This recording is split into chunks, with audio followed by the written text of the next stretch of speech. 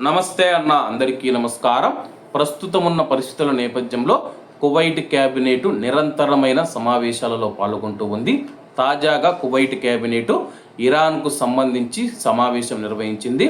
వివరాల్లోకి వెళితే కువైట్ దేశం పైన ఇరాన్ జరిపిన దాడుల నేపథ్యంలో ప్రాంతీయ పరిస్థితులను, తాజా పరిణామాలు మరియు ప్రస్తుత సైనిక సమాచారం పైన కువైట్ రక్షణ మంత్రి Sheikh Abdullah Ali Abdullah Al Salam Al Sabah గారు మంత్రివర్గానికి వివరాలు అందించారు.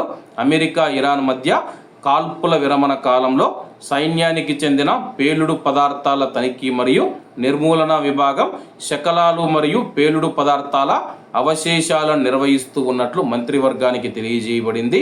ప్రచారంలో ఉన్న ప్రచురించిన లేదా సమాచారం అంతటి యొక్క ఖచ్చితత్వాన్ని, విశ్వసనీయతను ధృవీకరించుకోవాలని కువైట్లోని ప్రజలు అధికారిక మూలాలపైన ఆధారపడటం మరియు పుకార్లకు దూరంగా ఉండటం యొక్క ప్రాముఖ్యతను నొక్కి చెబుతూ కువైట్లోని కువైటీ పౌరులు మరియు ప్రవాసులకు కువైట్ కేబినెట్ పిలుపునిచ్చింది.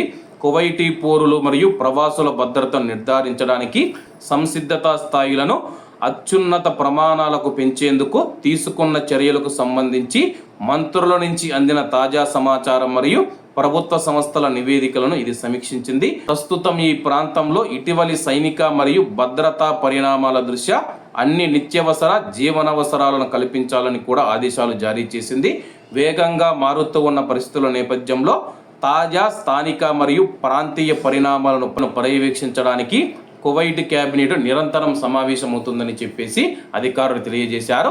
ప్రస్తుతం మనం చూసుకుంటే కానీ కువైట్లో ఉన్న కువైటీ పౌరులు, ప్రవాసులు భయపడవలసిన అవసరం లేదు. అధికారిక వర్గాల నుంచి వచ్చిన సమాచారాన్ని మాత్రమే నమ్మాలి.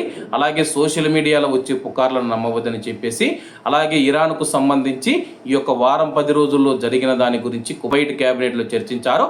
ఇరాన్ ఏమైనా దాడులు చేసిందా ఏమని చెప్పేసి పూర్తి వివరాలు అయితే రక్షణ మంత్రిత్వ శాఖ మంత్రి గారు కువైట్ క్యాబినెట్కు సమర్పించారు. కాబట్టి అందరూ బాగుండాలి, అందులో మనం ఉండాలి. అందరికీ నమస్తే అన్న, జై హింద్.